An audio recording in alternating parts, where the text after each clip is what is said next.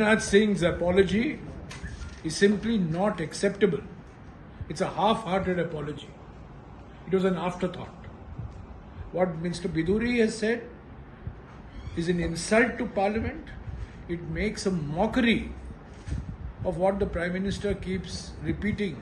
Sabka Saath, Sabka Vikas, Sabka Prayas, Sabka Vishwas, which becomes all bakwas with what Mr. Biduri has said. And it is an insult to all of us. The strictest possible action should be taken against this MP. If this is not a case for suspension, Mr. Sanjay Singh and Mr. Raghav Chadha stand suspended for exercising their democratic rights of protest inside Parliament. And Mr. Biduri has spoken in a language that is an insult not to Mr. Darishani alone. It's an insult to every MP, it's an insult to every Indian that he is allowed to speak in this manner. And I'm afraid the Defence Minister's apology just is an eyewash. BJP must take the strongest possible action. Parliament की शुरुआत नारी शक्ति बंदे अधिनियम से हुआ है. नई पार्लियामेंट की शुरुआत बिदूरी से हुआ है, इनके शब्दों से हुआ है, और ये बीजेपी की मंशा को दर्शाता है. ये बिदूरी जो कह रहे हैं ये बीजेपी की मंशा. मैं रक्षा मंत्री का खुद बहुत आदर करता हूँ, सम्मान करता हूँ. उनकी मजबूरी थी, उनको उठना पड़ा, उन्होंने माफ़ी मांगी, पर मैं ज़रूर ये मांग करूँगा कि इस सांसद के खिलाफ कड़ी कार्रवाई करनी चाहिए. आम आदमी पार्टी के 2 सांसद राज्यसभा में सस्पेंड हुए हैं, राघव चड्ढा और संजय सिंह, क्योंकि वो नारे लगा रहे थे, वो प्रोटेस्ट कर रहे थे और उनको सस्पेंड किया गया. और बिधूरी ने जो भाषा का इस्तेमाल किया है, मैं समझता हूँ ये एक फिट केस है सस्पेंशन के लिए, और इनके खिलाफ कड़ी सी कार्रवाई की जानी चाहिए. यार, जब मैं national Congress reiterates that our fight against terrorism has to be uncompromising,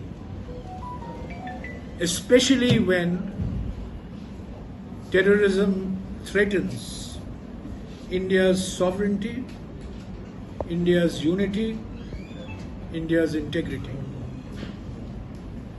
The Indian National Congress hopes that intensive diplomatic engagement between the two countries will help resolve the current serious crisis between India and Canada.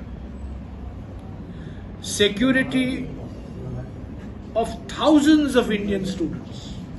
There are over 300,000 students of Indian origin studying in Canada. There are thousands of professionals belonging to different communities, religions, castes, languages from India working in Canada, contributing to Canada's economic growth, contributing to Indo-Canadian relations. We have an institute called the Shastri Indo-Canada Institute, named after India's second Prime Minister. So clearly, India and Canada have had a long economic engagement. Technological agreement, our nuclear program, for example.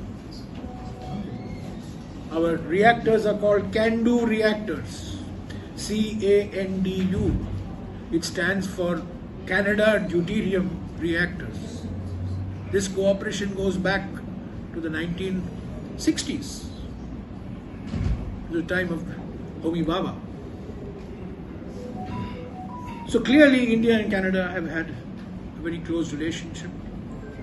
The security of thousands of Indian students and professionals studying and working in Canada must be protected at all times.